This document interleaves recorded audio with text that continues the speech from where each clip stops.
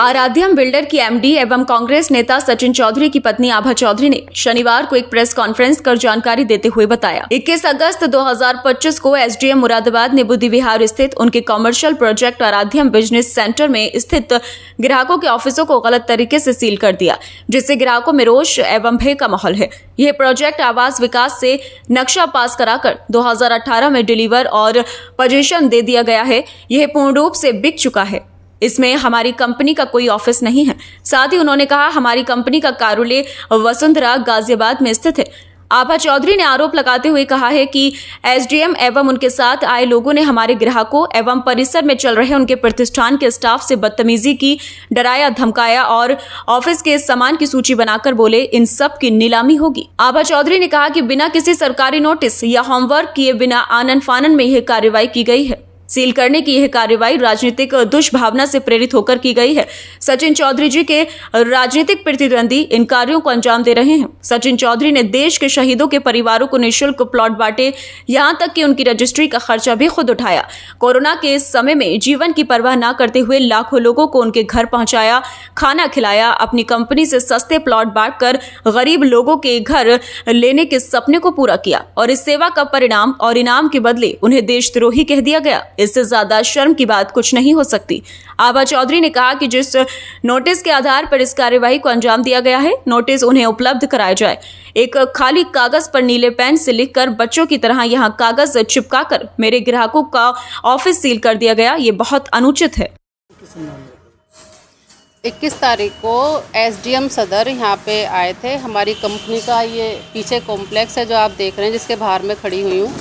इस कॉम्प्लेक्स को वो सील कर गए हैं, जो कि बहुत ही अनुचित तरीके से उन्होंने किया है। इसके बारे में हमने प्रेस वार्ता रखी है। क्या है पूरा मामला? पूरा मामला ये है, 21 तारीख को ये लोग आए यहाँ पे और इधर हमने ये पूरा कॉम्प्लेक्स बेचा हुआ है। 2018 में ही आवास विकास से नक्शा पास करा के हम इस पूरे प्रोजेक्ट को बेच चुके हैं, इसे डिलीवर कर चुके हैं, इसका पोजीशन हो चुका है। तो अब ग्राहकों ने अपने अपने ऑफिस यहाँ पूरे कॉम्प्लेक्स में खोले हुए हैं। उन्होंने कुछ नहीं देखा, पीछे देखिए यहाँ पे हमारा ऑफिस नहीं है, किसी और का ऑफिस आके यहाँ पे वो सील करके गए हैं। यहाँ पे जो उन लोगों का स्टाफ था उसे डरा रहे हैं, धमका रहे हैं, उनके सामान की सूची बनाई है कि ये सब नीलामी होगी, इसे बेचा जाएगा। और लड़के जो थे उनके ऑफिस के स्टाफ उनसे कहते कि इन्हें गाड़ी में डाल के ले चलो, पुलिस के पास लेके जाना है। ऊपर यहीं फर्स्ट फ्लोर पे एक ऑफिस भी खोला हुआ है। कुछ लोगों ने उस स्कूल के स्टाफ को उन्होंने डराया, 2 बार डराया है आके। कोई नोटिस नहीं है उनके पास में। उनसे भी कहा है कि आपका स्कूल भी सील होगा और इसे यहाँ से तुरंत हटा लीजिए। क्या लगता है इसमें कौन-कौन लोग शामिल हैं जो आपको रिपोर्ट चल रहा है? इसमें विपक्ष के लोग जो है प्रशासन के साथ मिलके वो इन चीज़ों को कर रहे हैं।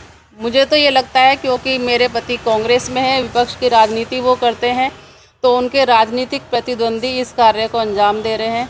अभी 2024 का चुनाव था तो उन्हें ही वैसे संभावित प्रत्याशी यहाँ पे समझा जा रहा था, लेकिन उनका टिकट काट कर पार्टी ने यहाँ पे एक बसपा के नए उम्मीदवार आए, दानिश अली, उन्हें इधर भेजा। तो वो तब से ही उस चीज़ को वो पता नहीं दुश्मनी के रूप में ले रहे हैं। वो अपनी गलतियों से चुनाव हारे, लेकिन उन्हें लग रहा है कि सचिन जी ने उन्हें चुनाव हरवाया है, तो वो तभी से इन चीज़ों में लगे हुए हैं। यहाँ पे स्थानीय अधिकारियों से मिलके, कभी बीजेपी के जो हमारे सांसद हैं उनसे मिलके वो उनसे पूरी दुश्मनी निभा रहे हैं और तरह तरह की चीज़ें हमारे साथ करा रहे हैं। आपने रिकवरी की बात की है और ऑफिस सीज किया गया है, इसके लिए आपको पहले कोई नोटिस दिया गया है? हमारे पास कोई नोटिस नहीं आया और यहाँ पे आप देखेंगे एक प्लेन पेपर पे लिखकर, इस तरह का नोटिस कभी देखा नहीं होगा। किसी का ऑफिस आप सील करेंगे प्रॉपर, अगर उनके पास कोई रिकवरी आई है तो कोई पीछे से कोर्ट ने कहीं से भी उनके पास नोटिस भेजा होगा। तो एक तरीका होता है कि वो नोटिस वो मेरे पास लेके आते, मुझे बताते कि ये आपका कार्यालय है नहीं है। यहाँ पे मेरा ऑफिस नहीं है, मेरा कोई स्टाफ नहीं है, किसी और के ऑफिस पे वो कार्रवाई करके गए हैं। यहाँ भी सील कर दिया है, ऊपर भी सील कर दिया है। मुझे नहीं पता कि उनके मन में क्या चल रहा है, क्यों इन चीज़ों को कर रहे हैं, लेकिन मैं सोचती हूँ एक एसडीएम शहर में इसलिए होता है कि वो लोगों की सेवा करे, उनकी जीवन शैली को सुगम बनाए। और इस तरह की चीज़ें उन्होंने हमारे ग्राहकों के साथ में की हैं। मेरे ग्राहक बहुत ज़्यादा भयभीत हैं, उनमें रोष है। मुझे सभी लोग रात दिन फ़ोन कर रहे हैं कि मैडम ये सारी चीज़ें क्या हो रही हैं हमारे साथ। मैम अभी कुछ दिन पहले रिकवरी को लेकर ये नोटिस लगाया गया है जो रिकवरी बता रहे हैं उसका वो क्या सीन है, क्या मामला है वो?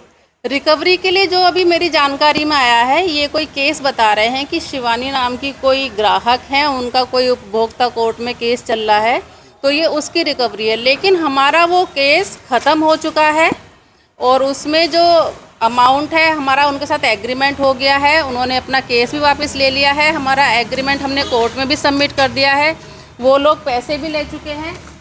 देखिए ये वो एग्रीमेंट है।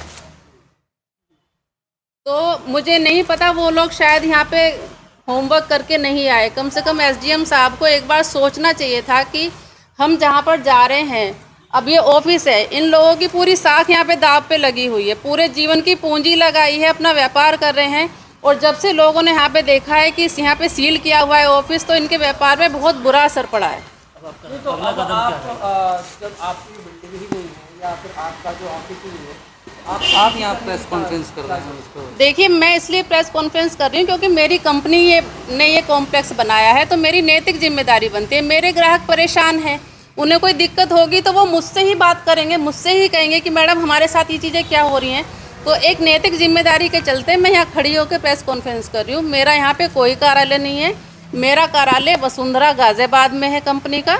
यहाँ पे हम कोई भी कार्यवाही अपनी नहीं करते क्योंकि ये पूरा सोल्ड हो चुका है। मैम अगला कदम यही है, मैं एसडीएम साहब से अनुरोध करना चाहती हूँ कि इस तरह की चीज़ें हमारे साथ में ना करें। हम तो पहले से ही इतने परेशान हैं, हम विपक्ष में होने का इतना बड़ा खामियाजा भुगत रहे हैं, पता नहीं क्यों सत्ता पक्ष के लोग हमें इतना परेशान कर रहे हैं। हम सीधे से लोग हैं, अपना 2 रोटी खा रहे कमा रहे हैं, तो उस चीज़ में इतनी बड़ी बाधा ना डालें। मुझे लगता है कि सचिन जी जो राजनीति कर रहे हैं और उनकी राजनीति की वजह से मुझे ये खामियाजा भुगतना पड़ रहा है कि मेरा परिवार भी डिस्टर्ब है, वो खुद भी बहुत परेशान है, और मेरे व्यापार का आपने हाल देख ही लिया है। पहले जीएसटी विभाग ने नोटिस दिया, मेरे सारे अकाउंट सीज़ कर दिए हैं, अभी तक मेरे वो अकाउंट खुले नहीं हैं। उसके बाद में पता नहीं कौन सा पुराना केस है, वो खोल के उन्होंने कोरोना के टाइम का कह रहे हैं सचिन जी पे देशद्रोह का केस लगा दिया है। मतलब किस तरह की हम सामाजिक व्यवस्था में रह रहे हैं, मैं समझ नहीं पा रही हूँ। रात हमारे आयोजनों में आते हैं, आपको भी पता है, उन्होंने निःशुल्क प्लॉट तक बांटे हैं शहीदों के परिवारों को। हमारी कंपनी ने कम कीमत में गरीब लोगों के लिए घर बनाने का सपना तक पूरा किया है। इस तरह की चीज़ें करने के बाद में कोरोना के टाइम में कितने लोग परेशान थे, लाखों लोगों को खाना खिलाया, उन्हें उनके घर पहुंचाया। इस तरह की चीज़ें वो कर रहे हैं समाज की सेवा के बदले में। इस तरह की टिप्पणियाँ कि उन पर देशद्रोह का मुकदमा चलेगा, मुझे लगता है कि राजनीति बहुत नीचे स्तर पर गिर गई है। आपकी कंपनी दोबारा और भी कॉमर्शियल बिल्डिंग बनाई गई है, तो किसी इसी को सीज किया, किसी और को भी सीज किया है? नहीं, इसी पे अभी नोटिस आया है और मेरा उनसे अनुरोध है एसडीएम साहब से, और साथ साथ में डीएम साहब से भी अनुरोध कर रही हूँ, प्रदेश के मुख्यमंत्री से भी मैं अनुरोध कर रही हूँ। देखिए मैं एक महिला हूँ, बड़ी मुश्किल से बड़े संघर्षों से यहाँ पे पहुँची हूँ। मतलब तिनका जोड़ के ये कंपनी खड़ी करी, इतनी सारी चीज़ें बनाई हैं, आज ये चीज़ें हमारे साथ में होती है तो मेरा बहुत मन दुखता है। तो उनसे मैं अनुरोध करना चाहती हूँ कि इन चीज़ों को तुरंत बंद करें, और जैसे बाकी नागरिकों को आराम से जीने का अधिकार है, हमें भी वो अधिकार मिलना चाहिए।